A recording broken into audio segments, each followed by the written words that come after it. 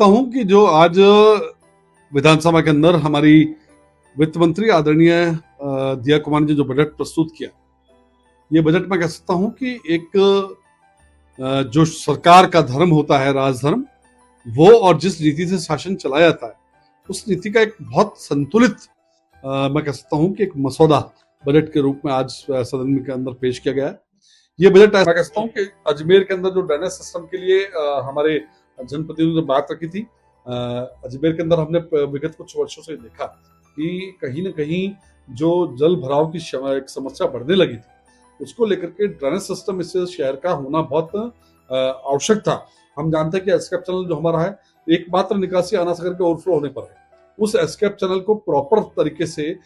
Maintain करना और उसका पूरा एक बार मरम्मत करा कर करना, साथ ही इसके लिए अतिरिक्त आना सागर के ओवरफ्लो वाटर को कहीं ना कहीं एक दूसरे वैकल्पिक मार्ग से निकालने का ये प्रावधान बहुत आवश्यक था। इस कार्य से कहीं ना कहीं हमारे दोनों विधानसभा क्षेत्रों को लाभ मिलने वाला था। ये जब बात की गई तो इसके लिए मैं कह सकता हूँ कि ये बहुत स्वागत योग्य कदम है कि लगभग 200 करोड़ रुपए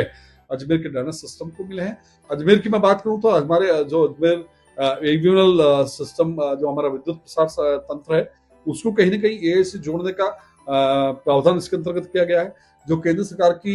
मेडिकल टूरिज्म का जो एक घोषणा थी, उसके तहत कहीं ना कहीं अजमेर को भी उसके अंतर्गत जोड़ने के नाते इसमें यहाँ पर अजमेर में मेडिकल सुविधाओं का विस्तार ये भी कहीं ना किया जाएगा। तो मैं कह सकता हूँ कि अभी चूंकि बजट आज पेश हुआ है, इसकी जब विस्तृत रूप से समीक्षा होगी तो अजमेर को बहुत कुछ इस बजट में मिलेगा। महिलाओं की सशक्तिकरण की बात की जा रही है, सखी केंद्र यहाँ पर हर मुख्यालय पे बनाया जाएगा, उसके लिए देखिए, मैं कह सकता हूँ कि ये एक बहुत बड़ा समस्या थी कि हमारे जो स्वयं सहायता समूह चलते हैं, उन स्वयं सहायता समूह के अंदर हमारी महिलाएं मिलकर के प्रोडक्शन करती हैं। हमने देखा कई सारे कुटीर उद्योग, चाहे वो अचार बनाने का हो, चाहे पापड़ बनाने का हो, मुंगरी बनाने का हो, मोती का काम हो, ये निर्माण तो वो कर लेती है, लेकिन उनकी सबसे बड़ी समस्या होती है कि उस प्रोडक्ट के लिए उनको बेचने का एक प्लेटफॉर्म नहीं मिल पाता। तो मैं मान के चलता हूँ कि आज इस माध्यम से जब संभाग स्तर पर राष्ट्र की सेंटर खोलने की बात हुई है, तो उन सबको एक ऐसा स्थान मिलेगा जहां से वो अपने उत्पाद को बेच सके, तो उनकी आत्मनिर्भरता भी बढ़ेगी और कहीं ना कहीं हमारे जो कह सकता हूँ उनको भी एक बढ़ावा मिलेगा।